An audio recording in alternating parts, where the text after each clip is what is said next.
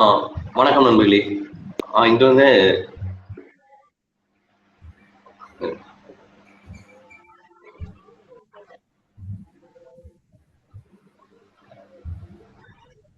வணக்கம் நண்பர்களே. இன்று வந்து வெண்முரசு நாள். வெண்முரசு நாள வந்து கொண்டாடும் விதமாக வந்து, இன்று காலை 6 மணிக்கு நாம் வந்து இங்க கூடியிருக்கோம். ஒரு சின்ன வாசிப்பு அமர்வு. வெண்முரசுனுடைய பகுதிகள வந்து நம்ம ஒவ்வொருத்தரும் நமக்கு பிடிச்ச பகுதிகள எடுத்து வச்சு வாசித்தல் அப்படிங்கிறது இந்த அமர்வோட திட்டம். இந்த அமர்வுல பங்கேற்றுள்ள நண்பர்கள் அனைவருக்கும் என்னுடைய வெண்முரசு நாள் வாழ்த்துக்கள தெரிவிச்சுக்கிறேன். அ செஷன ஸ்டார்ட் பண்ணிடலாம் அப்படின்னு தான் தோணுது. முதல்ல வெண்முரசுலேருந்து ஒரு சின்ன பகுதிய வந்து நானே வாசிச்சு ஸ்டார்ட் பண்றேன்.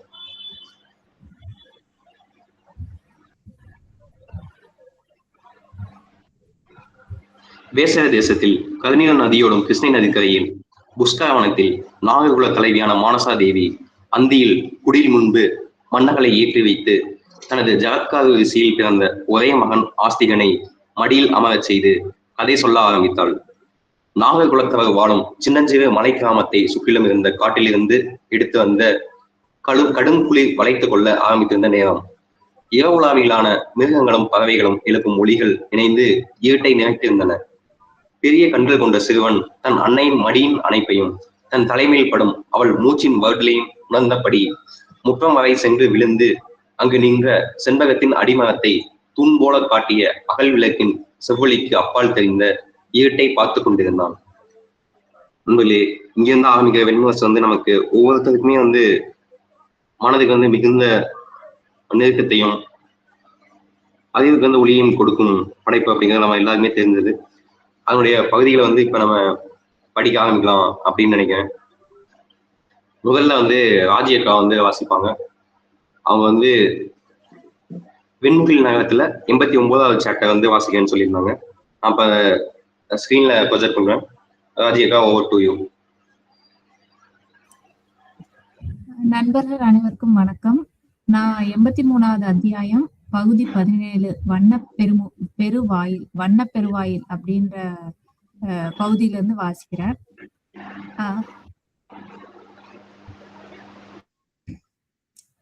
இதுல என்ன நடக்குதுன்னா, புரிஷ்ரவஸ் கிருஷ்ணரை சந்திக்க வராரு. கிருஷ்ணர் வந்து காந்தாரியோட அரண்மனையில இருக்காரு.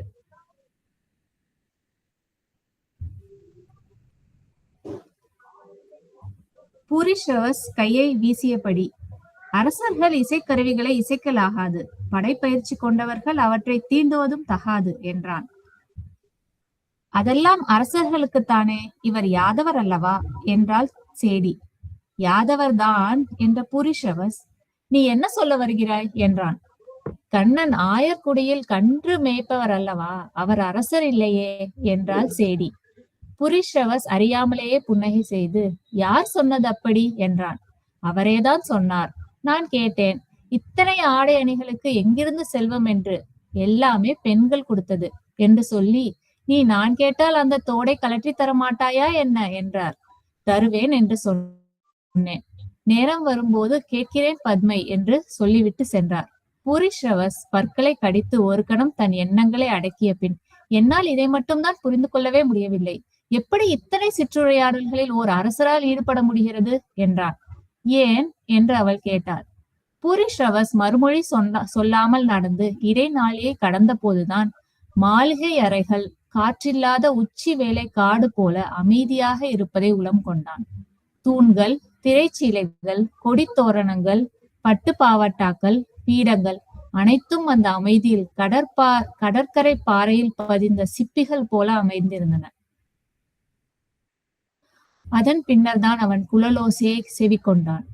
அது குங்கிலிய சுள்ளியின் புகை என சுருளாகி எழுந்து மெல்ல பிரிந்து பரவி கொண்டிருந்தது. அவன் நடை தயங்கியது.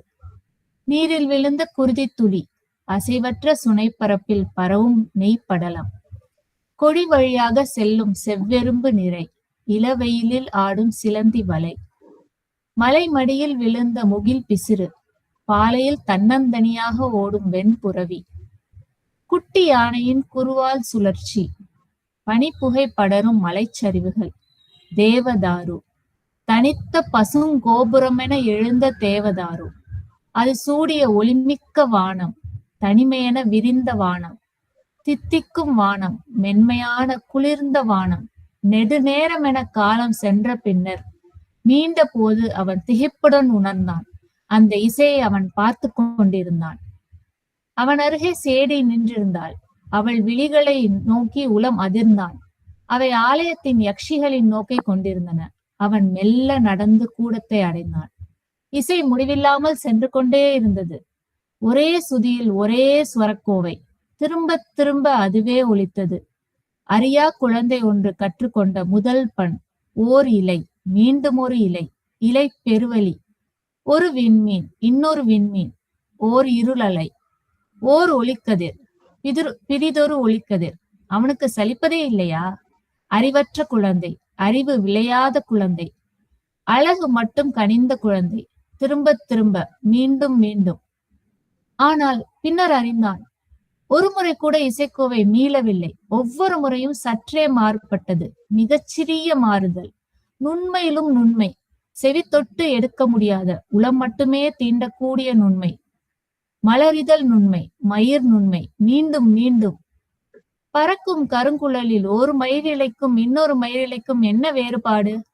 அடுக்கி அடுக்கி வைக்கும் இவற்றால் ஆவதென்ன அவனுக்கு?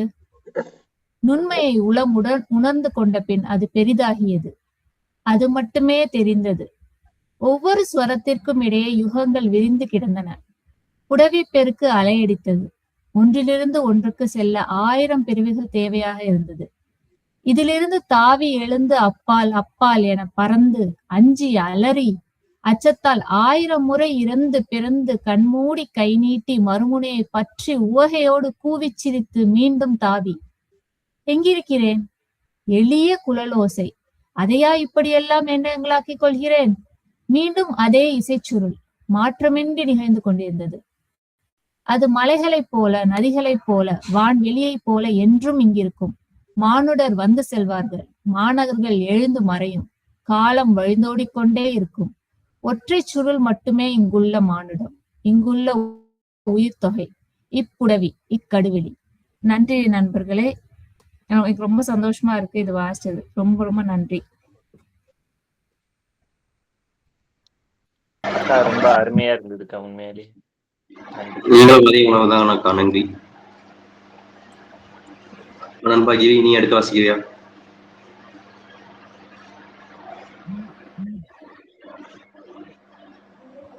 மியூட்ல வாசிக்கிறியா?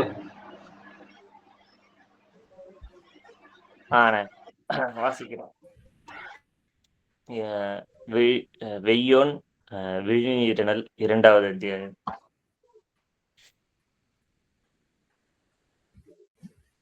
அதுல நிறைய இருக்கு. எனக்கே எதை வாசிக்கிறதுன்னு தெரியல.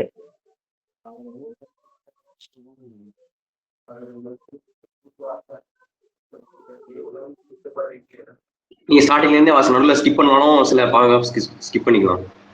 சரி, ஓகே. நதியில் இருக்கிறேன். இமயத்தலை சிலிர்த்து அவிழ்த்து நீட்டி நிலத்திட்ட நீளிரும் கூந்தல் சுழற்றி இவ்வெண்புறவி மேல் அடித்த கருஞ்சாட்டை வாள் பொழுந்து சென்ற வழி உலராத புண் கண்ணீர் வழிந்தோடிய கண்ணக்கோடு போழ்ந்து குழவியை எடுத்த அடிவயிற்று வடு. இந்நதியில் இக்கணம் மிதக்கின்றன 1000 படகுகள், அம்பிகள், தோணிகள், கலங்கள், நாவாய்கள். எண்ணி எண்ணி எழுந்தமைகின்றன. அரையும் அலைகளில் கரிய அமைதியுடன் அசைகின்றன. துழாவும் துடப்புகளுக்கு மேல் பாய்கள் விரிந்து காற்றுடன் செய்கை சூழ்கின்றன. நண்பர்களே, இது கர்ணன் இந்திரபிரஸ்தத்துக்கு முதல் முறையா போகும்போது ஒரு படகுல அவன் ஃபீல் பண்ணிட்டு ஒரு மோனலாக சொல்லக்கூடிய பகுதி. நண்பா, ஓவர் டு யூ. குளிர் தனிமை கலையாது இங்கென இக்கணமென என்றுமென எஞ்சுவது என ஓடிக்கொண்டிருக்கிறது இது கருங்கூந்தல் பெருக்கு. உயிர் சினந்து சீறி கொண்டை கட்டவிழ்த்து உதறி விரித்திட்ட குழல் அலை, குழல் எழுச்சி, குழல் ஒலி வளைவு, குழல் சுருளெனும் கரவு, செஞ்செப்பு மூடி தூக்கி செங்குருதி விழுதள்ளி பூசி நீவிவிட்ட வஞ்சக் கருங்குழல். இவ்வந்தியில் நீ அள்ளி அள்ளி பூசும் இக்குருதி மேற்கே செஞ்செதுப்பில் தேர் புதைந்து தனித்திறப்பவனின் நெஞ்சு பிளந்து ஊறும் வெம்மை, கனல் கனலென்றான நீர்மை, உடலெங்கும் அனல் நீரென சுழித்தோடும் இதை ஒவ்வொரு எண்ணத்துளி கொப்புளப் பாவையிலும் விழித்திறந்து சூடுகிறேன். எண்ணம் என்பது குருதி நுரையில் எழும் குமிழி. எத்தனை உடல்கள், எத்தனை ஆயிரம் குருதி கலங்கள், காத்திருந்து கசந்து கண்டடைந்து கனிந்து தான் தானென புளித்து நுரைத்தெழும் மதுக்கலங்கள்.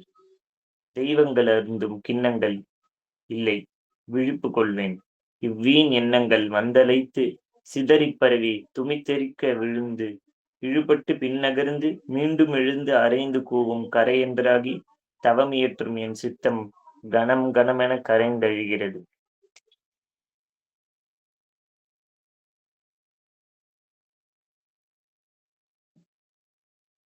அண்ணா அப்படியே அந்த கீழே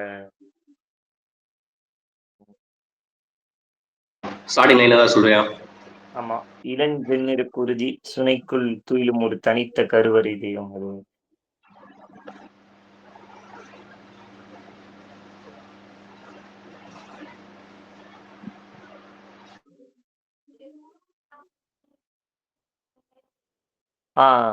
வந்திருக்கா. இளஞ்செந்நிற குருதி சுனைக்குள் துயிலும் ஒரு தனித்த கருவறை தெய்வம். பல்லாயிரம் கழுத்தறுத்து குருதி ஊற்றி நீராட்டிய போதும் விடாயடங்காது துடிக்கும் சிற்றுதடுகள். காலடியில் என்ன? எங்கோ அவள் பெயர் கியாதி என்றான் தம்சன். திரும்பி நோக்க அவன் அருகே பறந்தெழுந்தது அவள் பெயர். நான் ரேணுகை. சிரித்தது மறுகுரல். புலோமையென என்னை அழை. பிறகொரு எதிரொலி தேவயானி என்றது. ஆம், தபதி என்று நகைத்தது. அவள் அம்பை. ஏன் பிருதையல்லவா? நச்சுப்படம் எழுந்த மானசாதேவி என்று என்னை அறிய மாட்டாயா? நான்முகை, திரியம்பகை, நாராயணி, ஹரிதை, நீலி, சாரதை, ஷியாமை, காளி, காலகை, காமினி, காதரை, காமரூபை, எரியும் ருத்ரை, ஒளிரும் பிரபை, அணையும் மிருத்யு, அவிழா வியாதி, ஆழ்த்தும் நித்திரை. தேவி, நீ உஷை, நீ சந்தியை, நீ காந்தி, நீ சாந்தி, நீ ஜோதி, நீ சித்தி. வெடிபடு மண்டலத்தில் அருளலை வெடிபட நடமிடு துடியெடு கடியொலி தாளம். எளியவன் நெஞ்சில் நின்றாடும் கரிய பாதம். யாதேவி சர்வ மங்கல்யே, யாதேவி சர்வ சிருஷ்டே, யாதேவி சர்வதாரிணி, யாதேவி சர்வ சங்கரி. எவரிடமோ போதும் என்று அவன் சொன்னான். மிக தொலைவில் எங்கோ பெருமுரசங்கள் முழங்கிக் கொண்டிருந்தன. விழியொன்று திடுக்கிட்டு திரும்பி அவனை நோக்கியது. இது இமை சிறகடித்து எழுந்து பறந்தது. கையொன்று எழுந்து திரும்பி அதை நோக்கினான். மிக அருகே விண் விரிந்திருந்தது. இடிமீன்கள் ஓசையின்றி இடம் மாறிக்கொண்டிருந்தன. காற்றை மாற்றி அணிந்து கொண்டிருந்தது கங்கை. இப்போதைக்கு இது வரைக்கும் சொல்லி நிறுத்திக்கிறேன். அப்புறமா இன்னொரு தடவை பாக்கி வாசி. நன்றி நண்பர்களே. நன்றி நண்பர்களே. நன்றி கிரி, நல்லா வாசிச்ச. அண்ணா தினேஷ் அண்ணா, வழக்கமா வந்து உங்கள்ட்ட இருந்தா ஸ்டார்ட் பண்றது வந்து வழக்கம். ஆனா நீங்க சொன்னதுக்காக 3வது ஆளா உங்கள்ட்ட வந்திருக்கீங்க. நீங்க ஏதாவது வாசிக்கிறீங்களா? நான் இதுல வண்ணக்கடல்ல இருந்தே வாசிக்கிறேன். கதிரேழு 17 கதிரேழு நகர் பகுதி 4. ஓகே அண்ணா. இது கர்ணனுக்கு முதல்ல குண்டலம் கிடைக்கிற இடம்.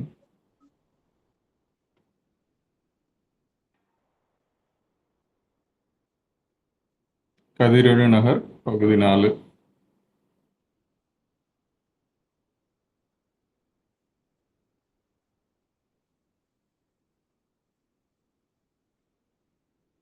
இல்ல பர்டிகுலர் லைன் ஏதாவது இருக்கானா? கீழே வாங்க, நான் அந்த இடத்துல இருந்து ஆரம்பிக்கிறேன். கொஞ்சம் ஸ்டார்டிங் வேறு மட்டும் சொல்றீங்களா? கங்கைக்கரை மரத்தடி ஒன்றில் அவன் ஒத்தி வைத்திருந்த மூங்கில். ஓகே.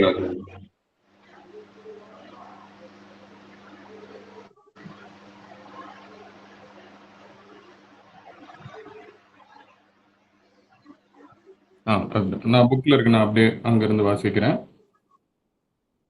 ஓகே, நான் ஓவர் டு யூ. கேக்குதுல்ல நான் பேசுறது கிளியரா? கேக்குது, நான் வாசிங்க.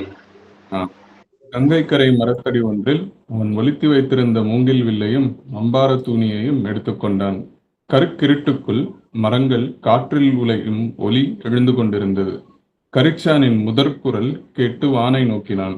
எங்கோ முதல் பறவை சிறகடித்து இரவு உதிரத் தொடங்குவதை உணர்ந்தது.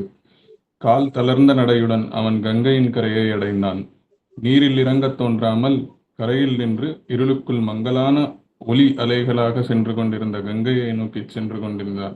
நடுப்பெருக்கில் பாய்களை விரித்து பெரும் படகுகள் செந்நிற விழிகள் நீரில் பிரதிபலிக்க ஒன்றுடன் ஒன்று முட்டும் வாத்துக்கூட்டங்கள் போல நிறைத்து செறிந்து சென்று கொண்டிருந்தன.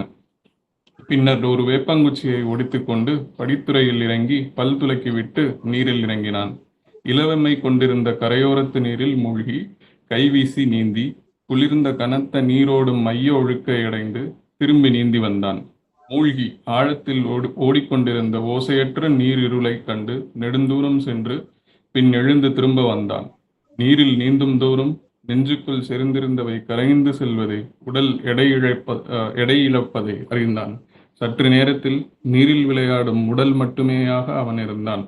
மூச்சு வாங்க நீர் வழியும் உடலுடன் அவன் படிக்கட்டை அடைந்து ஏறிய போது இருளே உடலாக ஆனவன் போல படிக்கட்டின் மீது ஒருவன் நிற்பதை கண்டான். அவன், இந்த முன்னிருளில் ஒரு மானுடன் இங்கே காண்பேன் என்று எண்ணவில்லை என்றான். கர்ணன் புன்னகையுடன், நீர் மானுடர் அல்லவா என்றான். அவன் சிரித்தபடி தன் கைகளை விரிக்க மாபெரும் காகம் ஒன்று சிறகு விரிப்பது போல அடுக்கடுக்காக கைகள் விரிந்தன. என் பெயர் சகசரபாகு என்றான். கருக்கிருட்டின் தெய்வம் நான். கர்ணன், நான் அங்க நாட்டு தேரோட்டி அதிரதனின் மைந்தன் வசுசேனன் என்றான். இக்கணமே இங்கிருந்து விலகிச் செல். நான் ஒளியின் அரசனின் வருகையை அறிவிப்பவன். அவனுடைய பாதையை நான் தூய்மை செய்யும் போது மானுடர் எவரும் காணலாகாது என்பதற்காகவே கருக்கிருட்டை உருவாக்கினேன். உன் விழிகள் என்றும் இவ்விருளிலேயே நிலைக்கச் செய்ய என்னால் முடியும் என்றான் சகசரபாகு. நான் எவருடைய எல்லையையும் மீற விரும்பவில்லை. ஆனால் என் பாதங்கள் தொட்ட மண்ணை இன்னொருவர் ஆணைக்கேற்ப விட்டு விலக மாட்டேன். என்னுடன் போருக்கெழுக என்று கூவியபடி சகசரபாகு மேலும் கைகளை விரித்து இருளில் எழுந்தான். இருளுக்குள் பரவிய கரிய கைகள் முடிவில்லாமல் பெருகின. கர்ணன் தன் வில்லை எடுத்து நாணேற்றி அம்பு தொடுத்து எதிர்த்து நின்றான். அவனை சூழ்ந்திருந்த இருள் மேலும் செறிந்து நிறைய முற்றிலும் விழிகளை இழந்து அகம் ஒன்றேயாக அங்கே நின்றான். சகசரபாகுவின் சிறகோசையை மட்டுமே இலக்காக கொண்டு அம்புகளை தொடுத்தான். இருளாக வந்த சகசரபாகுவின் கைகள் அவனை அரைந்து தெரிக்கச் செய்தன. விழுந்த கணமே புரண்டு எழுந்து மீண்டும் அம்புகளை விட்டான். அவன் தொடுத்த அம்புகள் கரிய உடலில் தைத்து செங்குருதியாக வழிவதைக் கண்டான். அம்பு தேடிச் சென்ற வழக்கை ஒழிந்த தூளியை கண்டதும் அவன் அருகே இருந்த நாணலை பிடுங்கி அம்புகளாக்கினான். குருதி வழியும் சகசரபாகுவின் உடல் மேலும் செந்நிறம் கொண்டது. பின்பு அச்செந்நிறம் ஒளி கொண்டது. குருதி பெருக பெருக அவன் ஒளி ஏறியபடியே வந்தது. அச்செவ்வொழியில் அவன் ஆடைகளும் குழலும் பொன்னிறம் கொண்டன. பொன் வடிவாக மாறி 1000 பொற்கைகளை விரித்து என்னை ஹிரண்யபாகு என்றும் சொல்வார்கள் என்றான்.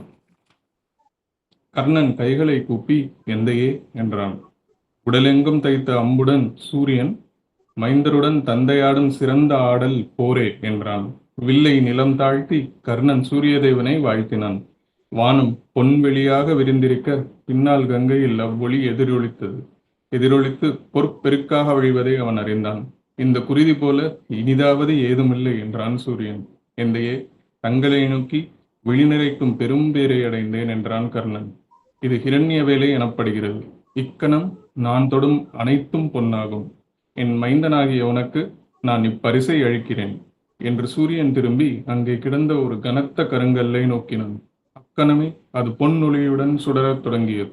இந்த பொன்னால் ஒரு தேரையே செய்ய முடியும். இதை கொண்டு உன் வாழ்க்கையை நிறைவடையச் செய்யலாம், கொள்க என்றான். கர்ணன் அதை ஒரு கணம் நோக்கிய பின் புயங்கள் தெறிக்க குதிகால்கள் அதிர அதை தூக்கி கொண்டு படிகளில் இறங்கி அங்கே நின்றிருந்த படகொன்றில் வைத்து அதன் கயிற்றை அவிழ்த்தான். படகு அலைகளில் ஆடியபடி செல்லத் தொடங்கியது. கர்ணன் நீரை தொட்டு, கங்கையே, வாழ்நாளெல்லாம் பிறர் பசியை பற்றி மட்டுமே அனுபவன் இன்று காலை உன்னில் நீராடுவான் என்றால் அவன் கையில் இதை கொண்டு சென்று கொடு. இதை அளித்த கர்ணன் அந்த மனிதனின் பாதங்களில் மும்முறை பணிந்து எழுந்து இதை அவனுக்கு காணிக்கையாக்கினான் என்று சொல். ஆனை, ஆனை, ஆனை என்று சொல்லி ஒரு துளி எடுத்து சென்னியில் விட்டுக்கொண்டு திரும்பினான். எந்தையே, பெருஞ்செல்வத்தைக் கொண்டு நிறைவடையும் வழி இது ஒன்றே. சூரியன் புன்னகை புரிந்தபோது அவன் பொன்னொளி வெள்ளிப்பெருக்காக மாறியது. ஆம், நீ என் மைந்தன், நீ இதை மட்டுமே செய்ய முடியும் என்றான். புன்னகையுடன் படிகளில் இறங்கி வந்து சூரியன் கர்ணனின் தோள்களில் கையை வைத்தான். கர்ணன் உடலும் ஒளிகொண்ட படிகம் போல சுடரத் தொடங்கியது. சூரியன், உன் நாவில் பிரிதொன்று எழாதென்று அறிவேன். நீ நான் கொண்ட சிறப்பெல்லாம் மானுட வடிவமென என்றானவன் என்று சொல்லி கர்ணனை ஆறத் தழுவிக் கொண்டான். ஒவ்வொரு கணமும் உன்னை வாழ்த்தும் ஒரு சொல் எங்கோ எழுந்து கொண்டிருக்கும். எனவே ஒருபோதும் நீ தோல்வியடைய மாட்டாய் என்று அவன் செவிகளில் சொன்னான். வைரம் வழியாக ஒளி கடந்து செல்வது போல அத்தழுவலில் அவன் மைந்தன் உடலினூடாக கங்கையை சுடரச் செய்தது. மறுகரை மரங்களை பசும் பேரொளியாக்கி மேகங்களை பளிங்கு வெளியாக்கி எழுந்து மறைந்தான். கர்ணனின் கூந்தலிலிருந்து வழிந்து செவி மடல்களில் சொட்டி நின்ற இரு நீர்த்துளிகள் ஒளி கொண்டு வைரக் குண்டலங்களாக மாறின. அவன் மார்பில் படிந்திருந்த ஈரம் பொற்கவசமாக மாறியது. அவன் தன் கைகளை தூக்கி நோக்கிய போது அவன் செந்தாமரை இதழ்கள் போல சிவந்திருப்பதைக் கண்டான். திகைப்புடன் சுற்றும் முற்றும் நோக்கி அவை அனைத்தும் கனவா என்று எண்ணினான். காலை ஒளியின் முழுமையில் திளைத்து நின்ற மரக்கூட்டங்களும் நாணல் கொண்டைகளும் உதர் மலர்களும் கூழாங்கற்களும் நீரலைகளும். அவன் குனிந்து கங்கையின் நீரை கண்டான். அதில் காதுகளில் மணிக்குண்டலங்களும் மார்பில் பொற்கவசமும் கொண்ட அவனுடைய தோற்றம் தெரிந்தது. அவன் தலைமுடியில் இருந்து விழுந்த நீர்த்துளியில் அந்த நீர்ப்பாவை புன்னகையுடன் அசைந்து நெளிந்தது. இதுல அந்த போட்டோவும் இருக்கும் அவன் பாக்குறது.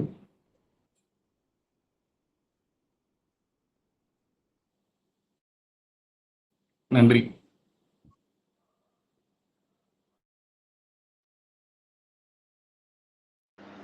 நான் நல்லா வாசிங்க. நான் நன்றி. ராகுல் ப்ரோ, நீங்க ஏதாவது சாப்டர் வாசிக்கிறீங்களா? செந்தில், என்கிட்ட சின்ன டெக்ஸ்ட் தான் இருக்கு. மேபி நீங்க நான் கடைசியா வாசிக்கிறேன் சார். இல்ல, ஓகே, அவள் கடைசி வாசிங்க. கடைசி அக்கா கவிதா அக்கா, தங்களிடம் கைவசம் ஏதாவது உள்ளதா? இல்ல தங்கம். ஓகே அக்கா. அண்ணா முத்து அண்ணா, நீங்க ஏதாவது வாசிக்கிறீங்களா? நான் 35 சாப்டர் தானே, இந்த குசையோட ஸ்டோரி இருக்கு இல்லையா, அதை வாசிக்கிறேன். ஒரே ஒரு நிமிஷம். 35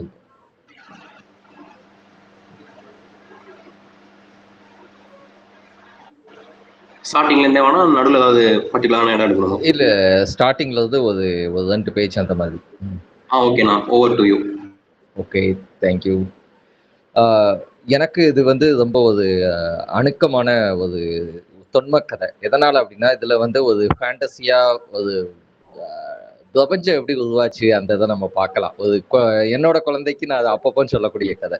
சரி, நான் ஸ்டார்ட் பண்ணுறேன். தங்கள் 12 குழந்தைகளுடன் மாலை ஒளியில் விண்ணில் உலா சென்ற சுதாமன் என்னும் மேக தேவதையும் அவன் மனைவி அம்புதையும் கீழே விழுந்து கிடந்த பூமாதேவியை பார்த்தனர். உயிரற்று செம்பாதையின் அடைகளாக தெரிந்த பூமியை கண்டு அம்புதை உயிரற்றவள், தனித்தவள் என்றாள். இல்லை, அவள் ஆன்மாவில் சேதனை கண்விழித்து விட்டது.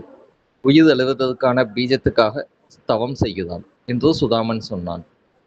தேவா, அந்த தேவம் கனியும் காலம் எது என்று அம்புதை கேட்டாள்.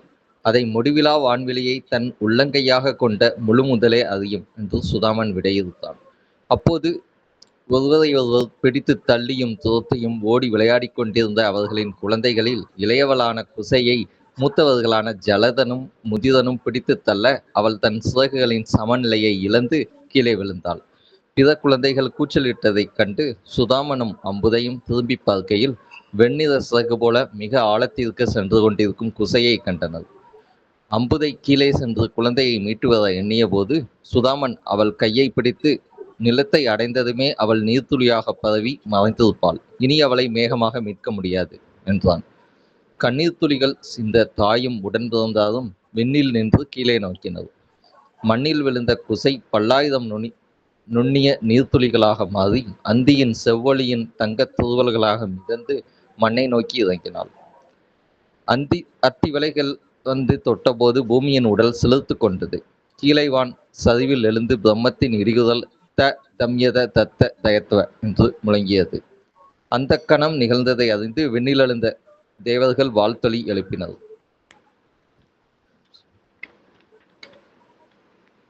தன் மகளை பார்ப்பதற்காக மீண்டும் வானுக்கு வந்த அம்புதை 10,000 பசுமுலைகள் மண்ணை கீறி வெளியே எழுந்திருப்பதைக் கண்டாள். அவளைத் தொடர்ந்து வந்த சுதாமன் அவள் தோளை பற்றியபடி, அவள் உன் கருவில் உதித்தவள் பூமாதேவியின் அறப்புதல்வி, மண்ணில் அவள் முடிவிலாது பெருகுவாள் என்றான். அம்புதை தன் இரு வெண் சிறகுகளையும் விரித்து கடலை நோக்கி சென்றாள்.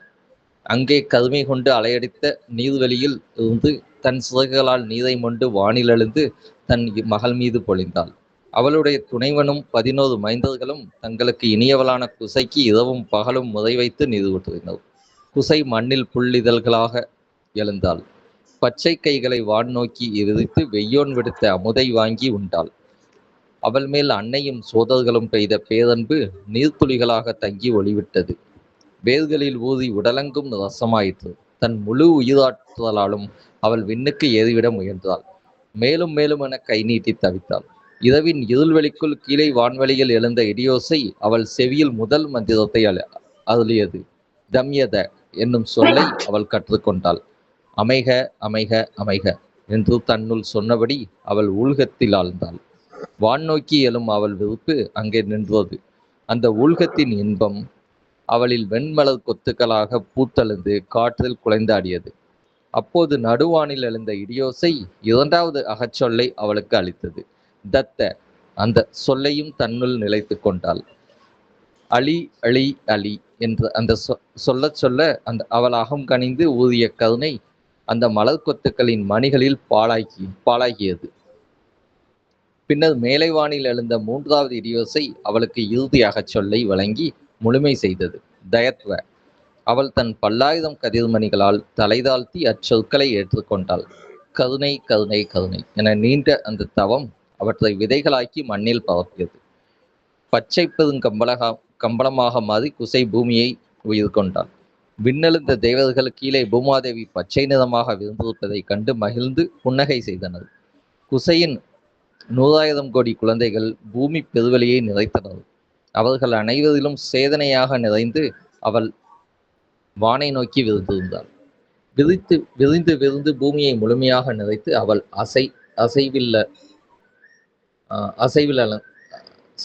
அசைவிழந்தவளானாள். தன் உடலால் தானே கூண்டுண்டா கோடி வருடம் வரை அப்படியே கிடந்தாள். விண்ணில் உலா வந்த சுதாமனும் அம்புதையும் 11 மைந்தர்களும் அவளைக் கண்டு, ஏன் துயரற்றிருக்கிறாய் குழந்தாய் என்று வினவினர். அன்னையே, கணந்தோறும் உருமாறு மேகங்களின் புதல்வி நான். இங்கே கரும்பாதைகள் போல அசைவிழந்திருக்கிறேன் என்றாள் குசை. மண்ணை அடைந்து குளிர்ந்ததுமே நீ உன்னை மறந்துவிட்டாய் மகளே என்று சுதாமன் சொன்னான். ஆன்மாவில் அனலும் சிறகுகளில் நீரும் கொண்ட விண்மேகம்தான் நீயும். உன்னுள் உறங்கும் எரியை நீயே காண்பாய். குசை தன் வேர்களை சுருக்கிக் கொண்டு இலைகளை ஒடுக்கிக் கொண்டு நீரை தவிர்த்து தவம் செய்தாள். அவளுடைய பசிய உடல் வற்றி பொன்னிறமாகியது. காற்றில் அவள் அசைந்தபோது வாள்கள் போல தாள்கள் உரசிக்கொண்டன. பின் அந்தியில் சுடரும் மேகம் போல அவள் அனல் வண்ணம் கொண்டாள். நானே எரி என அவள் உணர்ந்த கணத்தில் பற்றி கொண்டாள். விண்ணில் எழுந்த வானவர்கள் மண்ணில் விரிந்த எரிவெளியைக் கண்டு அந்திவானம் சரிந்துவிட்டதென்ற எண்ணத்தை அடைந்தனர். எரிந்தழிந்த சாம்பல் வெளியில் குசை வேர்களாக மண்ணுக்குள் இருந்தாள். நான் நீர் என அவள் உணர்ந்த கணம் வேர்களில் வாழ்ந்த உயிர் தளிர்களாக மேலெழுந்தன. மீண்டும் நீரை உண்டு வானை பெருகி அவள் பசுமை வெளியானாள். எரி என உணர்கையில் எரிந்தும் நீர் என உணர்கையில் முளைத்தும் அவளுடைய லீலை தொடங்கியது. அவள் இளந்தளிர்களில் வெயில்படுகையில் நீரும் நெருப்பும் ஒன்றென ஆகி அவை ஒளிவிட்டன. இதுல பூமியோட சர்க்கிள் தொடங்கிருச்சு.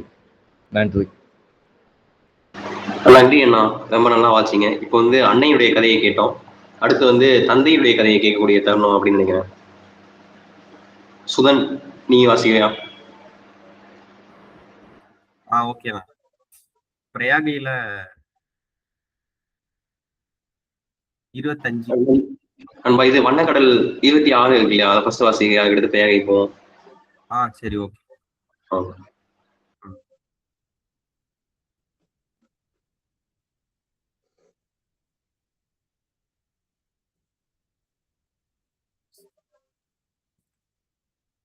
ஸ்டார்ட் பண்ணிட்டா?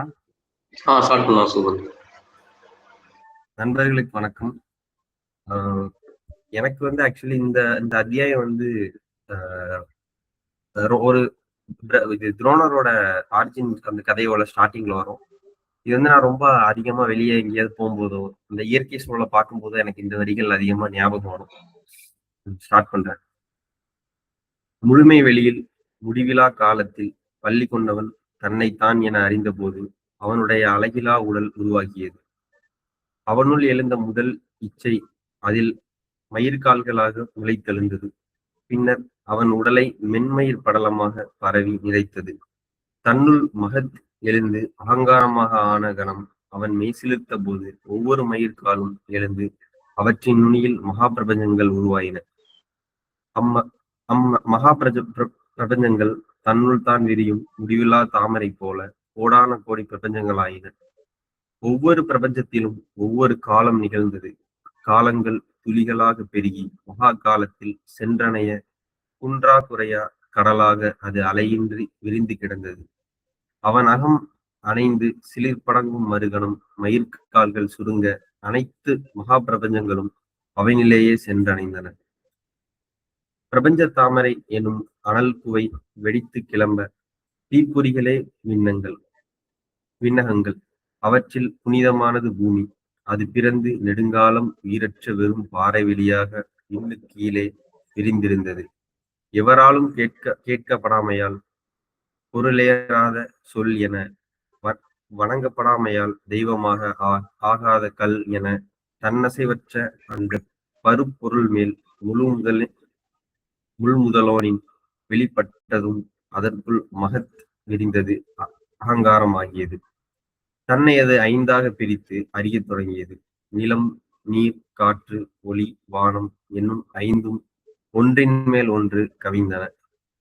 ஒன்றை ஒன்று நிறைத்தன. ஒன்றை பிரிது வளர்ந்தன. ஒளி வானை நிறைத்தது. வானம் மண்ணில் மழையென பெய்தது. மண்ணை காற்று விண்ணில் ஏற்றியது. அவ்விளையாடலின் ஒரு கணத்தில் விண்ணில் பரவிய ஒளி மலையினூடாக மண்ணை அடைந்து முளைத்தெழுந்து காற்றில் ஆடியது. இளம்பச்சை நிறமான அந்த உயிர்த்துளியை புல் என்றனர் கவிஞர். நான் என்றது புல்துளியின் சித்தம். இங்கிருக்கிறேன் என்றிருந்தது அதன் மகத்.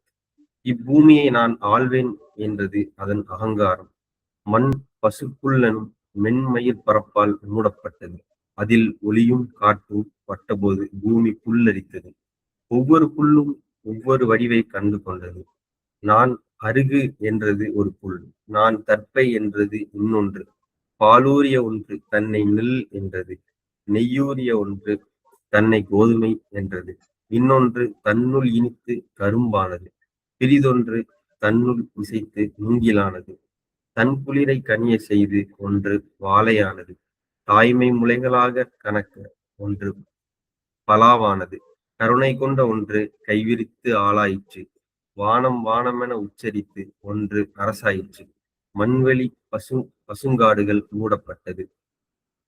மண்ணை பசுமை கொண்டு இருண்டு பின்னி கனத்து மூடியிருக்கும் இவை அனைத்துக்கும் புல்லே என்று அறிக. புல்லால் புறக்கப்படுகின்றன பூமியின் உயிர்கள். வெண்புழுக்கள், பச்சை பேன்கள், தெல்லுகள், தவ்விகள், கால்கள் துரத்திய வெட்டுக்கிளிகள், விழித்த தவளைகள், செங்கன் உருட்டிய குறுகும் செம்பொத்துகள், கரிய சிறகடித்து காற்றில் எழுந்தமரும் காக்கைகள், வானில் வட்டமிடும் கழுகுகள், புல்லை உண்டு வளைகின்றன மான்கள், பசுக்கள், சிம்மங்கள், குரங்குகள், மானுட குலங்கள், புல் சிலிர்த்தெழுகையில் பிறக்கின்றன உயிர் குலங்கள். புல்லடங்குகையில் அவையும் மண்ணில் மறைகின்றன. புல்லில் எழுந்தருளிய அனைத்தையும் வாழ்த்துவோம். புல்லுக்கு வேறான மண்ணை வணங்குக. புல்லில் ரசமாகிய நீரை வணங்குக. புல்லில் ஆடும் காற்றை வணங்குக. புல்லில் ஒளிரும் வானை வணங்குக. புல்லாகி வந்த ஒளியை வணங்குக. நன்றி நண்பர்களே. நன்றி சுதன். ஒளியை வணங்குவோம். ஆனா திருமலை அண்ணா, நீங்க ஏதாவது பகுதிகள் வாசிக்க வச்சிருக்கீங்களா? இல்ல செந்தில், இப்பதான் வெளியூர்ல இருந்து இப்பதான் உள்ள வரேன். ஓகேண்ணா. நீங்க ஏதாவது ரெடி ஆயிட்டு ஏதாவது சொல்லுங்க, அடுத்து கூட பார்ப்போம். இல்ல அடுத்த எல்லாம் வாசிக்கிட்டு. ஓகேண்ணா. சரவணன் அண்ணா, நீங்க வாசிக்கிறீங்களா? நான் வாசிக்கிறேன் நண்பா. நான் நீ ஸ்கிரீனை கட் பண்ணிக்கோ, நானே ஷேர் பண்ணிடுறேன். ஓகே அண்ணா, பண்ணியாச்சு.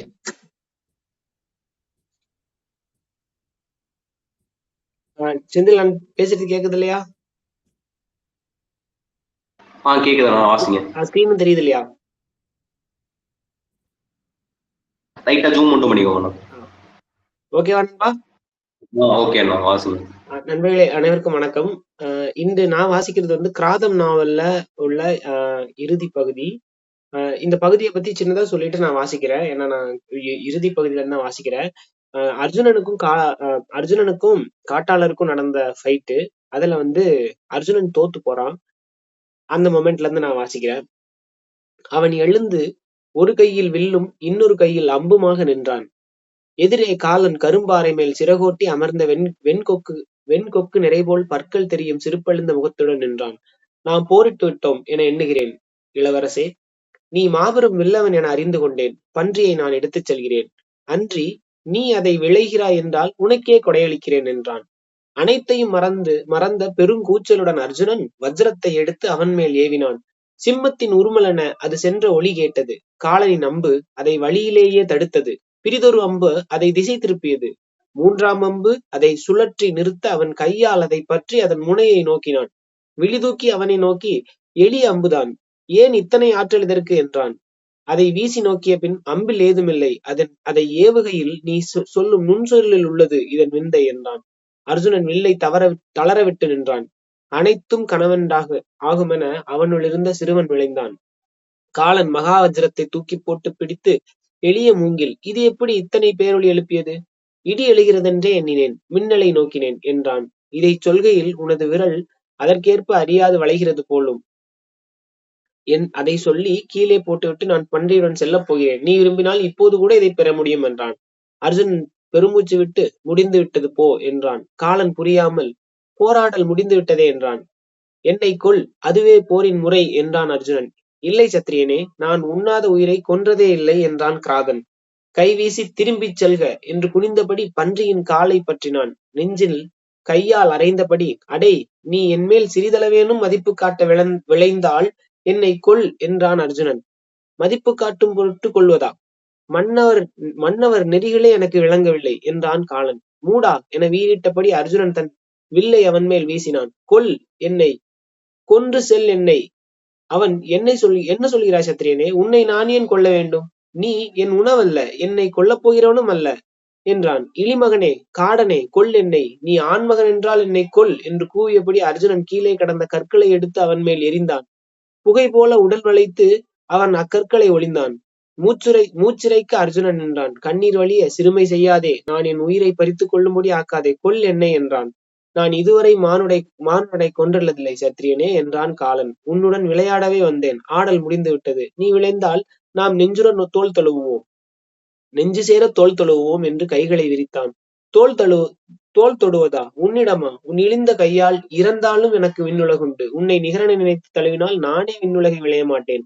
நீ செய்ய கூடுவதொன்றே, கொல் என்னை என்று அர்ஜுனன் குனிந்து தன் தொடையிலிருந்த அம்பை பிழுதெடுத்தான். இப்போதே என்னை கொல், இல்லையேல் என் கழுத்து நரம்பை அறுத்து உன் முன் குருதி சோர விழுவேன். குட்டை மரங்களின் இலைத்தொகை சலசலக்க அவன் திரும்பி நோக்கினான். தலைப்புக்கு அப்பாலிருந்து கரிய நிறமும் செஞ்சாந்து பொட்டிட்ட பெரிய வட்டமுகமும் கொண்ட பெண்ணொருத்தி இடையில் மலர்சூடிய குழல் முடித்து ஆடையின்றி அமர்ந்திருந்த இளமைந்தருடன் தோன்றினாள். அவள் அணிந்த தோளாடையை பற்றியபடி பெருவயிரனாகிய மூத்தவன் கையில் பாதியுண்ட கனி ஒன்றுடன் நின்றான். இரு சிறுவரும் ஆவலுடன் அர்ஜுனனை நோக்கினர். இங்கிருக்கிறீரா? எத்தனை நேரம் என்றால் அர்ஜுனை நோக்கி, யார் இவன்? முன்பு வந்த பீலிமுடியர் போலிருக்கிறான் என்றாள். கணவன் அளவுக்கே அவளும் உயரம் இருந்தாள். பெருமுளைகளுக்கு மேல் வெண்கல் மாலை கரும்பாறை மேல் அருவி என குலைந்தது. கண்களில் புன்னகையுடன், அவனுடன் நான் போரிட்டேன் என்றான் காலன். அவனிடமா? உமக்கென்ன அறிவில்லையா? இளமைந்தர் போல் விழி கொண்டிருக்கிறான், அவனிடமா போரிடுவீர் என்று அவள் சினந்த பின் அவனை நோக்கி, பித்தர், நீ பொருட்படுத்த வேண்டியதில்லை மைந்தா என்றாள். அவன் அந்த அம்புக்கூறால் தன் கழுத்தை தானே வெட்டி கொள்ளப் போவதாக சொல்கிறான். நான் அது கூடாது என்றான் காலன். தன் கழுத்தையா? எதற்கு என்றாள் அவள். என்னிடம் தோற்றுவிட்டான். தோற்ற பின் உயிர் துறப்பது அவன் குடிநீரின் வழக்கமாம். சீற்றம் கொண்டு திரும்பி, என்ன சொல்கிறாய்? அறிவே இல்லையா உனக்கு? போடு அதை கீழே என்று கையை ஓங்கியபடி அதட்டி கொண்டு அவள் அர்ஜுனன் அருகே வந்தாள். அவன் நான் என்று ஏதோ சொல்ல போடச் சொன்னேன், கீழே போடு என்றாள். அவன் கீழே போட்டுவிட்டு, நான் இவரிடம் போரில் என காலானனை சுட்டி சொல்ல வர, அவர் பித்தரிடம் எவராவது போரிட முடியுமா? நீ அழகிய இளையவன் போலிருக்கிறாய் என்ற பின் திரும்பி, வர வர என்ன செய்கிறீர் என்றே தெரியவில்லை உமக்கு என்றாள். காலன் தலை தூக்கி வாய் திறந்து உறக்கச் சிரித்தபடி அர்ஜுனனிடம், இவள் என் மனைவி, காளி என்று அழைப்பேன், சீற்றம் மிக்கவள் என்றான். காளி அர்ஜுனனிடம், இளையவனே, எதற்காக போர்? உனக்கு என்ன வேண்டும்? இந்த பன்றியா? இதோ எடுத்துக்கொள். வேண்டுமென்றால் இந்த காட்டிலுள்ள அத்தனை பன்றிகளும் உனக்கு இவரே வேட்டையாடி தர சொல்கிறேன். இதற்கா பூசல் என்றாள். அதை நான் முன்னரே அவனுக்கு கொடுத்தேன், மறுத்து விட்டான் என்றான் காலன். அவள் அவனிடம், நீர் வாயை மூடும் என சீறிவிட்டு, நான் கொடுக்கிறேன் உனக்கு, நீ கொண்டு சென்று உண்கமைந்தா, இது என் கொடை என்றால் அவன் சிறுவன் போல சரி என தலையசைத்தான். அவள் குனிந்து ஒற்றை கையால் அந்த பன்றியை தூக்கி அர்ஜுனனை நோக்கி நீட்டினான். அர்ஜுனன் இயல்பாக கை நீட்டி அந்த பன்றியை வாங்கினான். அவள் பிடித்து விட்டதும் இழைதாளாமல் அவன் கையிலிருந்து நழுவி அது கீழே வந்தது. அவரால் தூக்க முடியவில்லை என்ற முதல் மைந்தன் சொன்னான், நானே கொடுத்து விட்டு வரவா? காளி, அதெல்லாம் அவரே கொண்டு செல்வார், நீ பேசாமல் வா. அங்கேயும் சென்று பாதியை பிடுங்கி தின்று விட்டு வர நினைக்காதே என்று அவன் தலையை தட்டினாள். நண்பர்களே, நான் அடுத்தது நான் கடைசியா நான் உங்கள்கிட்ட வாசிக்க வேண்டியதை மட்டும் வாசிக்கிறேன். இந்த ஒரு பேராகிராஃப் மட்டும்தான். அறிவிலியே என புன்னகையில் செல்லமாக அழைத்து, தோற்றாய் என்றால் நீ அறியாத ஒன்றை சந்தித்திருக்கிறாய் என்றல்லவா பொருள். அதை கற்கும் ஒரு வாய்ப்பு உனக்கு அமைந்திருக்கிறது என்றுதானே கொள்ள வேண்டும் நன்மாணவன் என்றாள். அவன் உள்ளம் சொடுக்க விழிதூக்கி அவளை நோக்கினான். மறுபடியும் வாசிக்கிறேன். தோற்றாய் என்றால் நீ அறியாத ஒன்றை சந்தித்திருக்கிறாய் என்றல்லவா பொருள். அதை கற்கும் ஒரு வாய்ப்பு உனக்கு அமைந்திருக்கிறது என்றுதானே கொள்ள வேண்டும் நல்ல மாணவன் என்றாள். அவன் உள்ளம் சொடுக்க விழிதூக்கி அவளை நோக்கினான். உதடுகள் சொல்லில்லாமல் அசைந்தன. இனிய மென்குரலில், நீ கற்றிராததை இவரிடமிருந்து கற்றுக்கொள். கற்பிக்கும் இவர் உன் ஆசிரியர். ஆசிரியனிடம் தோற்பதில் இழிவன ஏதுமில்லை. ஆசிரியன் முன்பு முற்றிலும் தோற்காதவன் எதையும் கற்கத் தொடங்குவதில்லை. ஆசிரியன் முன்பு முற்றிலும் தோற்காதவன் எதையும் கற்கத் தொடங்குவதில்லை என்றாள். நன்றி நண்பா. அண்ணா நன்றி அண்ணா. ஏதோ பல உள்குத்துகள் உள்ள வரி அப்படின்னு தோணுச்சு. அடுத்து நான் மலைப்பாடல்ல இருந்து அண்ணா சொல்லுங்க தினேஷ் அண்ணா. சரவணன், இது எதுல வருது இந்த இடம்? கிராதம் நாவல்னா. கிராதம் நாவலோட இறுதி பாசுபதத்தை தேடி போகும்போது காட்டாளனோட நடந்த போர்ல இது வருதுன்னா. பகுதி சொல்லணுமா? பகுதி சொல்லுங்க. கிராதம் 79வது பகுதினா. நன்றி. ஓகே, நன்றி சவணன்போ, நல்லா வாசிங்க. நான் மலைப்பாடல்ல தேவி ஸ்தவம் அப்படிங்கிற பகுதியை வாசிக்கிறேன். இது வெண்முரசுக்குள்ள பகாசர் எழுதிய சின்ன நூலா அந்த நூலின் ஒரு பகுதியா வருது. தேவி, உன் விழிகள் ஒளியால் ஆனவை, உன் உதடுகள் இசையால் ஆனவை, உன் மார்புகளோ அமுதத்தால் ஆனவை. ஆனால் அடியவன் உன் பாதங்களையே பேரழகாக எண்ணுகிறேன். என் புண்களையே தன் வாசல்படியாக கொண்டு மிதித்து உள்நுழைப்பவை அல்லவா அவை. எங்கு வாசித்த வரி அது? எங்கே தொட்டு தொட்டு சென்ற விரல் அதை எடுத்தது. அச்சுவடிகளை தொட்டதுமே அதை அறிந்து கொண்டான். சுவடி கட்டு உயிருள்ள மென் சரும பரப்பு என அதிர்ந்து கொண்டிருந்தது. பராசரின் தேவி ஸ்தவம் அவரது இறுதி காலத்தில் இயற்றப்பட்டது என்பார்கள். அதை அவர் இயற்றியிருக்க வாய்ப்பில்லை என்றும், அவரது முதிரா இளவயது மாணவர்களில் ஒருவரை இயற்றியிருக்க வேண்டும் என்றும் சொல்லும் சூதர்களையும் அறிஞர்களையும் அவன் கண்டிருந்தான். அது ஒரு ஞானியாலோ அறிஞனாலோ இயக்கப்பட்டதல்ல, வெறும் பித்து மட்டுமே ஆனது. மொழி எனும் நெய்க்குள் உரையும் அனலை பற்ற வைத்து பெருநெருப்பாக்கி எழுப்பும் பித்து அது. தேவி, உன் பாதங்களால் 3 படிகளை கடந்து என்னுள் வந்தாய். அவை மும்மூர்த்திகளின் சென்னிகள். பராசரின் பித்து ஒரு விடுதலை களியாட்டம். நினைவறிந்த நாள் முதல் சுமந்திருந்த அனைத்து ஞானத்தையும் கலற்றி காற்றில் வீசிவிட்டு நிர்வாணமாக நடனமிடும் பெரும் களியாடல் அது. அதை அறிந்த எந்த நூல்களை கொண்டும் புரிந்து கொள்ள முடியாது. அனைத்து நூல்களையும் கடந்து செல்லும் ஒரு கணமேனும் வைத்தாக வேண்டும். ஒரு கணமேனும் பித்தனாக இருக்க வேண்டும். விதுவன் அந்த சுவடிகளை நடுங்கும் கரத்தால் பிரித்து அச்சொற்களை கண்பூத்து வாசித்தான். காலம் ஒரு துளியாக முடிவின்மையின் நுனியில் ஊறி கணத்து நிற்கையில் அலைகளா இன்மை எனும் பெருங்கடலின் அலை இலியில் விஷ்ணுவோர் ஆளிலை மேல் தன் காலின் கட்டைகள் நுனையை தானே சுவைத்துக் கொண்டு விழிமயங்கி துயின்றிருந்தார். குழந்தைக்குள் எழுந்த பசி கட்டைகளை உறிஞ்சி சுவைக்க செய்தது. தன்னை தான் அருந்துதலின் எல்லையை உணர்ந்த குழந்தை விடாய் கொண்டு கதறி எழுந்தது.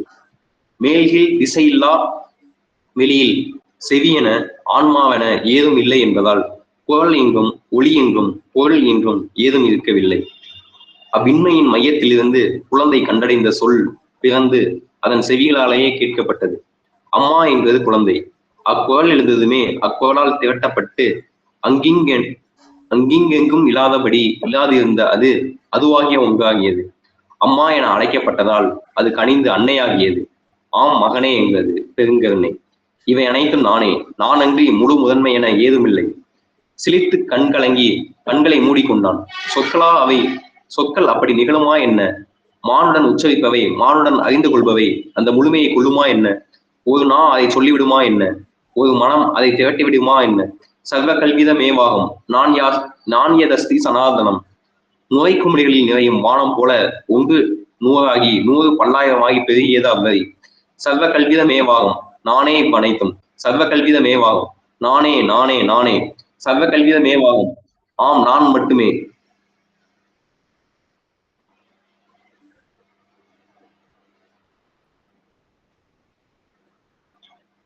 சர்வ கல்வித நான் மேவாகும் நானின்றி பெரிதில்லை. சர்வ கல்வித மேவாகும்.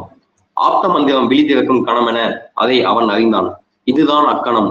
முடிவிழி சொல்லாக இயல் வடிவம் கொண்டு கிடந்த அந்த பெருநாகம் விரிந்து எழுந்து படம் கொண்டு விழிகொண்டு நாகொண்டு விஷப்பல் கொண்டு இதோ என்னை தீண்டி விட்டிருக்கிறது.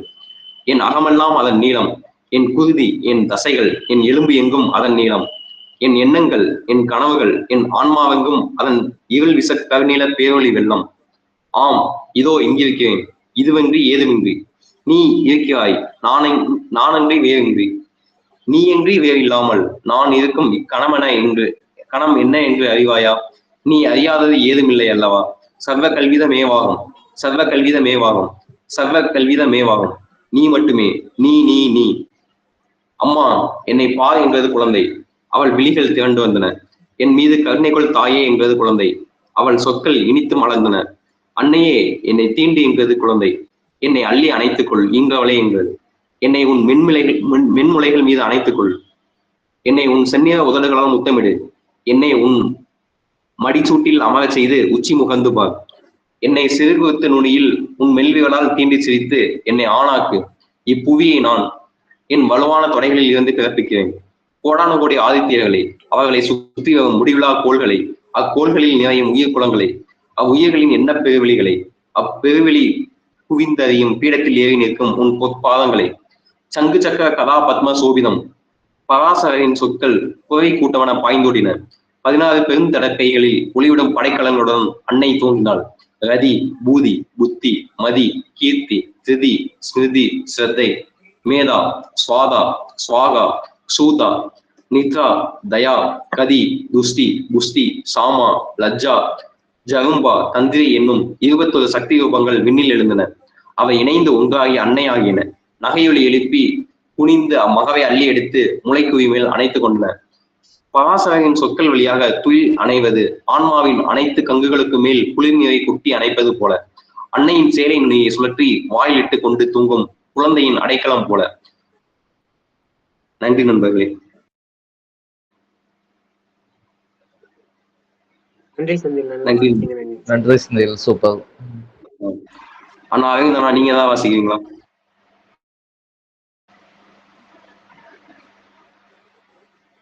அரவிந்தனே, அலுவல் பணி இருக்குன்னு சொல்லி. இல்ல நான் கிளம்பிட்டு இருக்கேன், நீங்க மட்டும் இருக்கேன். ஓகேண்ணா ஓகேண்ணா. ராகுல் ப்ரோ, நீங்க? Thank you Senthil. I think time இருக்குன்னு நினைக்கிறேன். நான் 5 minutesல முடிச்சிடுறேன். ஸோ இந்த கான்டெக்ட் நான் சொல்லிடுறேன் ரீட் பண்றதுக்கு முன்னாடி. இது இப்போ நம்ம வண்ணக்கடல்ல நம்ம ரீட் பண்ணதுதான், ரீசெண்டா ரீட் பண்ணது. அந்த 2 குலங்கள் இருக்கும் இல்லையா, இந்த பிரிகர் குலக்கும் இது கேகர் குலக்கும், அந்த அவங்களுக்குள்ள அந்த சண்டை நடந்துட்டே இருக்கும். சோ இங்க இப்போ இங்க இவர் இந்த ரூசிகனுக்கு அவர் பிறந்தப்ப நாமகரணம் சொல்றப்ப அவங்க முதியோர் இத சொல்லுவாங்க. சோ அதை ரீட் பண்ணணும்னு நினைக்கிறேன். ஒரே நிமிஷம் நானே ஷேர் பண்றேன்.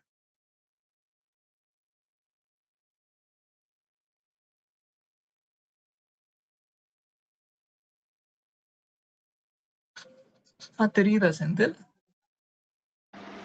தெரியுது ப்ரோ. ஓகே ஓகே, இதுல இருந்து நான் ஸ்டார்ட் பண்றேன். சோ அணையாத தீயன ஆன்மாவில் எதுவும் இன்னும் இருக்க. சோ ஏனென்றால் ஆன்மா முடியுமா? என்ன செந்தில்? ஜூம் பண்ணி கொஞ்சம் பெருஸ் ஆகிடுங்களா? லைட்டா 2 செகண்ட் கேப் இருக்கு இல்லையா? இப்போ தெரியுதா? ஆ ஓகே ராகுல். ஓகே. Okay, okay. ஸோ அணையாத தீயன ஆன்மாவில் எதுவும் இருக்கவியலாது மைந்த. ஏனென்றால் ஆன்மா பிரம்மம். ஸோ ஆகவே அது ஆனந்தத்தை அன்றி எதையும் தன்மேல் சூடிக்கொள்ள விரும்பாது. ஸோ அந்நெருப்பின் வெம்மையை சற்றே விளக்கு. ஸோ அடியில் தணிந்திருக்கும் குளிர் சுனையை நீ காண்பாய். தலையை அசைத்து ஊர்வன் கண்ணீர் விட்டான். என்னால் இயலாத தந்தையரை என்னை விட்டு விடுங்கள். என்னுள் இயலும் நெருப்பால் இன்னும் 7 ஊழிக்காலம் எரிவதே என் விதி. நீ அணையாமல் நாங்கள் குளிர முடியாது குழந்தை என்றனர் மூதாயர். மண்ணில் உள்ள அனைத்து இன்பங்களும் பனித்துளி சூரியன்களே. எனவே மண்ணில் உள்ள துயிர் நிறைந்த இரவுகள் அனைத்தும் கூழாங்கல் இன்னும் நிழல்களே. ஸோ விண்ணில் இருந்து பார்க்கையில் அவை அனைத்தும் இன்னும் விளக்கா ஒன்னா வீண் செயல்கள். ஊர்வன் தன் தலையை பற்றியபடி படிகளாக அமைந்த பாறையில் அமர்ந்தான். என்னால் காண முடிகிறது தந்தையரே. ஸோ இது ஆனால் நான் இதை உதற முடியாது. எரியும் மரம் எப்படி தீயை உதற முடியும்? ஸோ அது அனல் அல்ல, அனலின் பிரதிபலிப்பு தான். ஆம் மைந்தா, ஆன்மா தன்னில் எதையும் படிய விடாத வைரம். விலகு விட்டுவிடு ஒரு கணம்தான். அடைவதற்கே 1000 தருணங்கள், உதறுவதற்கு ஒரு எண்ணம் போதும். இக்கணமே குனிந்து நீரை அள்ளி என் நெருப்பை இதோ விடுகிறேன் என்று சொல்லி இந்நதியில் விடு. மறுசிந்தனை இன்றி ஊர்வன் குனிந்து நீரை அள்ளி விட்டேன் என்றான். அவனுடைய நிழல் என்ன சென் நெருப்பொன்று நீரில் விழுந்து அக்கணமே குளிர் நீர நதி வெள்ளம் தீப்பற்றி எரிய தொடங்கியது. தன் உடல் குளிர்ந்து நடுங்க ஊர்வன் அந்நெருப்பை பார்த்து நின்றான். அந்த தளல் செம்பிடறி படக்கும் கபில நிற குதிரை தலையென ஆகி நீரில் அமிழ்ந்து மறைவதை கண்டான். அதன் மூக்கு துளைகளிலும் செவிகளிலும் இருந்து நீல தளல்கள் சீறின. என்றும் மனையாத அந்நெருப்பு தென் கடலுக்குள் வாழும் மைந்தனே, இது வடவை தீ என அதை முனிவர் வழிபடுவர். ஊழி முடிவில் கண்ணன் கை நெருப்பு 7 வானங்களையும் மூடும் போது அதுவும் எழுந்து வரும் என்றனர் மூதாயர். ஆம் தங்கள் அருள் என்றான் ஊர். இதோட நிப்பாட்டிக்கிறேன். ஓகே, நன்றி ராகுல். நல்லா வச்சீங்க. அம்மா சொன்னா அம்மா, நீங்க ஏதாவது பகுதி வாசிக்கிறீங்களா? எனக்கு ஒரு 1 or 2 minutes கொடுங்க செந்தில். ஓகே அம்மா. அக்கா ராஜேஸ்வரி அக்கா, செகண்ட் பார்ட் ஏதாவது செகண்ட் ரவுண்ட் ஸ்டார்ட் பண்ணலாமா?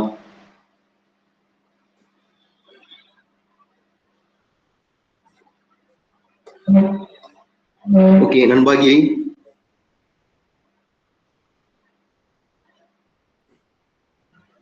மியூட்ல பேசிட்டு இருக்கேன்னு நினைக்கிறேன். இல்ல நண்பா, கேக்குது நண்பா, கேக்குது. 6:53 ஆயிடுச்சு. அதனாலதான் எல்லாரும் அமைதியா இருக்காங்க. ஏன்னா அலுவல் பள்ளி. ஆமா, கரெக்ட்.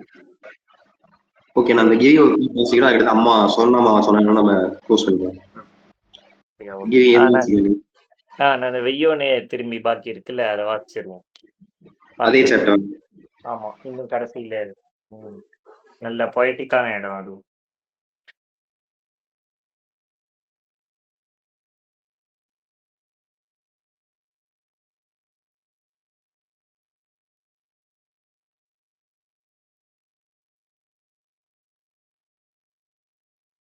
இங்கிருக்க நான் விழையவில்லை. ஓ சரி, ஓகே. நீங்க பண்ணலையா? இருங்க, நான் வேணா பண்ணி போய் சொன்னா எடுத்துட்டேன். சாரிண்ணா, சாரி. அதுதான், அதுல இருந்து வாசித்தேன். இங்கிருக்க நான் விழையவில்லை, இவ்வெம்மை என்னை கரைக்கிறது. கொதிப்பின் அலைகள் எழுந்தெழுந்து அரைந்து கரைத்த மலைகள் சடை துண்டுகளென விதிர்த்து வடிவமின்மையை வடிவெனக் கொண்டு சூழ்ந்தன. இந்த தனிப்பாதையில் நெடுந்தொலைவென நான் கேட்கும் சிலம்பொலிகள் என்ன? மான்மழு, மூவிழி, பாய்கலை, எரிகழல், இருந்த பேரணங்கு, சிலம்பு கொண்டெழுந்த பேரெழில், கருமை குளிரும் மூக்கின் ஒரு முத்து. என் பெயர் சுப்ரியை. இல்லை என்று கர்ணன் கூவினான். என் பெயர் விஷாலி. விலகு என்று அலறினான். அடிவானில் மலைகளை அதிரச் செய்தபடி மின்னல்கள் ஒளிர்ந்தன. இடியோசை எழுந்து சூழ்ந்தது. என் பெயர் ராதை. எதையாவது பற்றி கொள்ள வேண்டும் இப்போது. இவ்விரைவு என்னை இழுத்துச் செல்லும் இவ்வெளிக்கு அப்பால் முடிவின்மை அலையெழுந்து சூழ்கிறது. பற்றி கொள்ள 1000 கரங்கள் கொண்டிருந்தான் கார்த்தவீரியன். 1000 கரங்களால் தன்னை தான் மட்டுமே பற்றி கொண்டார். மழுவெழுந்து என் தலைகளை வெட்டட்டும். மழு எழுந்து என் கைகளை வெட்டுக. மழு எழுந்து கால்களை துணித்தகற்றுக. மழு எழுந்து நெஞ்சு பொழுந்து அங்குள்ள அம்முகத்தை அறிந்து அகற்றுக. ஆம், அவன் நான். விண்ணூர்ந்து நான் அவளை கண்டேன். அள்ளி அள்ளி அவள் வைத்த மணல் வீடுகளை சரியச் செய்தேன். திகைத்து விழி தூக்கி நோக்கி அவள் முகக்களத்தில் என் பார்வையை நிறைத்தேன். பின்னிறங்கி நீர்மேல் நடந்து அவள் அருகே சென்றேன். மெல்லிய கன்னங்களை தொட்டு விழிகளுக்குள் நோக்கி இதழ்களுக்குள் முத்தமிட்டேன். வெண்புறவியில் அவள் பாய்ந்து காட்டை கடந்தாள். அவள் முன் குளிர் பேரொளியாக ஒரு சுனையில் எழுந்தேன். அவள் முன் மழுவேந்தி நின்றிருந்தேன். அவள் தலை கொண்டு குருதி சூடினேன். அவள் நகைக்கும் கண்கள் முன் வில்தாழ்த்தி மீண்டேன். தம்சன் அவன் அருகே வந்து, அந்த எல்லைக்கு அப்பால் என்றான். யார் என்றான் கர்ணன். பிடியை விடுங்கள். கர்ணன் நடுங்கியபடி மாற்றேன் என்றான். விடுங்கள் பிடியை. அவன் மாட்டேன் மாட்டேன் என்று முருக பிடித்தான். கை வியர்வையால் அது வழுக்கியது. விடுக, விடாமல் இருக்க இயலாது. அவன் கண்களை மூடி கூச்சலிட்டான். இல்லை, விடமாட்டேன். நழுவி விரல் தவிக்க பின்னால் சரிந்தான். எழுந்தடங்கியது முரசொலி. இல்லை, ஒரு நகைப்பு. யார் என்று அவன் கேட்டான். நகைப்பு. பெருநகைப்பு எழுந்து மலைகளை தூசு துகள்களென அதிர வைத்தது. யார் என்று ஓசையின்றி உடல் திறக்கும் அளவு நெஞ்ச விசை கொண்டு அவன் கூவினான். சரிந்து சென்று கொண்டே இருந்தான். விளிம்பில், மிக விளிம்பில், விளிம்பின் விளிம்பெல்லையில் உடல் உந்திச் சென்று கீழே நோக்கினான். முடிவற்ற இருளாழத்தில் மல்லாந்து கிடந்தது பேருருவச் சிலை. அறிந்த முகம். தெய்வங்களே, மூதாதையரே, நன்கறிந்த முகம். யார், யார் அது?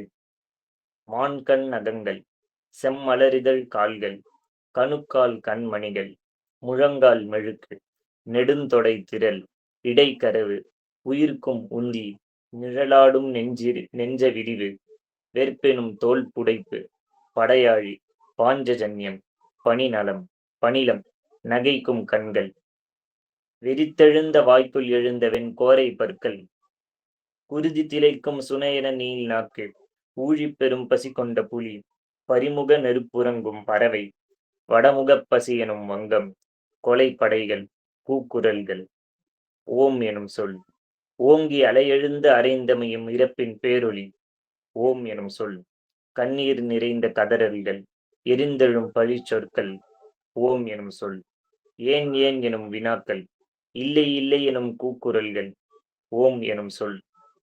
இடக்கையில் அப்பெருங்கதாயுதத்தை அவன் கண்டான். நீட்டிய வலக்கையின் விரல்கள் சிம்ம முத்திரை கொண்டு சிலிர்த்து நகம் கூர்ந்து நின்றிருந்தன. அவன் நெஞ்சில் இருந்தது கரிய பெருந்திருவின் முகம். நன்றி நண்பர்களே. நன்றி கிரி. அம்மா சொன்னம்மா, இப்ப நீங்க ரெடி ஆயிட்டீங்களா? ரொம்பலாம் எனக்கு தமிழ் கஷ்டம் Senthil. I will try my best. Okay, கொஞ்சம் வாச்சா கூட போதும். ஆமா, நீங்க ஒரு 4-5 லைன்ஸ் வந்து பண்றேன் நான். ஓகே. நீலம்ல 3rd சாப்டர் அது, வான்சூழ் சிறுமலர்ல. அதுலயும் ஒரே ஒரு பேராகிராஃப் மட்டும் எடுத்துக்கிறேன் நானு. அதுல அவள் சொற்கள் என்ன என்று நான் உணரவில்லை. நான் புக்கில் இருந்து படிக்கிறேன் நானு. அவள் சொற்கள் என்று நான் உணரவில்லை. அன்று என் மைந்தன் பசித்து கை கால்கள் உதறி அழுதான். அன்னை அவளை அள்ளி கொண்டு சென்று முலை கொடுத்து உறக்கினாள். சிறு மலை தூறல் இருந்தமையால் அவனை நாங்கள் சென்ற மாட்டு வண்டியின் அடியில் சேலை துணியால் சிறு தொட்டில் கட்டி படுக்க வைத்தோம். கொற்றவையின் கோயிலில் ஊன் படைப்பும் தீ படைப்பும் எஞ்சி இருந்தமையால் ஆயர்குடி முழுக்க அவள் காலடியில் நின்றிருந்தது. என் உடலை விழியாக்கி மைந்தனை முதுகால் நோக்கி நின்றிருந்தேன். பூசை ஒலி நடுவே ஓர் அச்சமுறியும் ஒலி கேட்டேன். முன் நின்ற சகடம் ஒன்று முறிந்து சரிவதை கண்டேன். ஒன்று முட்டி ஒன்று என்று வண்டிகள் சரிந்து விசையெடுத்து மலைச்சரிவில் உருண்டெழப் போவதை உணர்ந்தேன். கண்ணா என்ற சொல் என் கருத்தில் எழுந்து நாவை அடைவதற்கு முன்பே அங்கு நிகழ்ந்ததை என் சிந்தை அறிந்தது. மைந்தன் தன் இளநீல சிறுகாலால் தன் வண்டி சக்கரத்தை உதைத்தான். அச்சு உடைந்து வலி கொண்டு கூவி சரிந்தெழுந்து விலகி தன்னை உணர்ந்து திகைத்து நின்றது. பின்னர் தான் தேர்ந்த திசை நோக்கி உருண்டோடியது. அன்னையும் பிறரும் அலறி கூவி அருங்கணைந்து மைந்தனை எடுத்து மார்போடு அணைக்க நான் மட்டும் விலகி நடந்தேன். சகடம் சென்ற தடம் தேர்ந்து சரிவிறங்கி சென்றேன். போதும் நினைக்கிறேன் செந்தில். தேங்க்ஸ். ஓகேம்மா, நன்றி.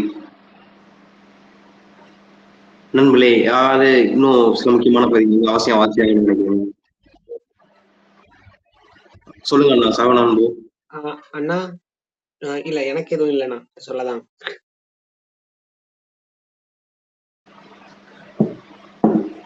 ஓகே நூலே, வேற யாராவது ஏதாவது பகுதியில் வாசிக்க வச்சிருக்கீங்களா?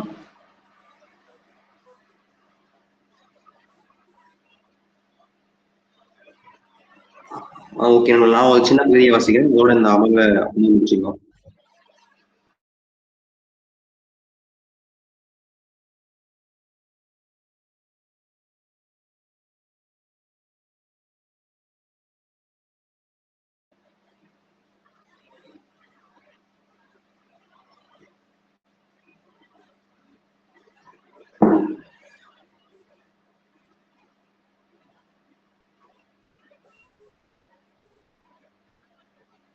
அள்ளி மணல் குட்டி. இது கடைசியில இது முதலாவினோட இறுதி அத்தியாயத்துல ஆகக்கூடிய பகுதி. கிட்டத்தட்ட வெண்வர்ஸ் இந்த சாப்டரோட முடியுது. அதுல இருந்து ஒரு அம்மா தன்னுடைய குழந்தைய பத்து குழந்தைக்கு தாளாட்ட பாடிட்டு இருக்கா. அதான் அதோட கண்டெக்ஸ்ட். அள்ளி மணல் கூட்டி அதன் மேல் வகையிட்டு நீ அமைத்த இன்னகதான் அத்தனை அழகு. மென்மணல் மேல் படிந்த உன் சிறுவிரல் கோடுகள் பேரழகு. இடை கிண்கிணை வெள்ளிச்சவடு மண்மேல் விழுந்து இழுபட கால் மடி தமர்ந்து தன்னுள் தான் பேசி தலையாட்டி தன்னைத்தானே ஏற்று தருக்கி தான் படைத்ததை தள்ளி நின்று நோக்கி தானே மகிழ்ந்து நீ அமைக்கும் இந்த மணல் நகரம் நிகரற்ற அழகு. சுற்றி அமர்ந்திருந்து மண் அள்ளி பொத்தி அழுத்தி அமைத்து விழும்போது சளிப்புற்று விடாமல் மீண்டும் அமைத்து மெல்ல அகழ்ந்து உள்ளறைகள் அமைத்து இலை பறித்து கொண்டு சரிவில் பொருத்தி உச்சி முகடில் மலர் கொண்டு சூட்டி நீ சமைத்த சிற்றில் மேல் சுற்றி சுழன்று செல்லும் சிறு காக்கும் சரிந்தாடும் கிளை நிழலும் சிதறொலியும் காட்டுவது ஒன்று கண்ணே படைக்கும் போது நீ அழகன். கட்டிய சிற்றிலை கடந்து அப்பால் வெகு நோக்கி கைதூக்கி கூவி ஆர்ப்பரித்து ஓடி கால் தட்டி வீழ்த்தி நீ விளையாடும் கோலம் கண்டு திகைக்கின்றனர் தோழியர். உன் தோழர் உடன் சேர்ந்து களியாடுகின்றனர். திண்ணை மேல் நின்று தன் நெஞ்சோடு கை சேர்த்து அன்னை அறிந்த அழியாமை ஒன்றுண்டு அரசே, அழிக்கையில் நீ பேரழகன். செவிநூறு நிறைய தொழுக்கன்று உவகை கொண்டு துள்ள தோழர் துணையாகி வர சிறுவரை முழக்கி செல்க. தோள்வட்டம் அதிர துள்ளி கூத்தாடுக இணை கோள்கள் ஏக இருகால் நடனம் இணைந்தெழுந்தாடுக உன் தோழர் கூட்டம். நோயிலும் முன்மலை காலம் நனைந்த மண்ணிலிருந்து நச்சு ஆவியிலும் பருவம். உன் கால் தொட்டு செல்லும் பாதைகள் எல்லாம் மருந்தன மண் குலைக. உன் பறையோசை கேட்டு செவிமடல் மடித்து நின்று இருக்கும் கங்குகள் எல்லாம் அமுதன சொல்க. பல்லாயிரம் கோடி நாவுகளுடன் சூழ்ந்திருக்கும் மரங்கள் எல்லாம் கேளா சொல்லு வைத்து வாழ்த்துக. வாழ்த்துக வெளிவானம், வாழ்த்துக கண்ணே உன்னை அன்னை உள்ளம்.